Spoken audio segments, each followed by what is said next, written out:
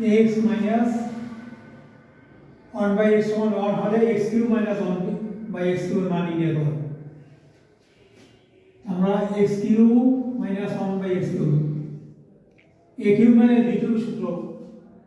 ব্যবহার করতে হবে। a minus b a cube minus b cube সূত্র a minus b whole cube মান নির্ণয়ের সূত্র a minus b whole cube plus 3a b into a minus b x minus 1 ax minus 1 by সমান 1 a whole cube 3 x x কাটাকাটি উপরে নিচে এটা মান 1 তাহলে যত বার থাকবে ফল 1 ই হবে 1 3 অক্ষে 3 3 এর 7 x cube minus 1 by x cube মান 7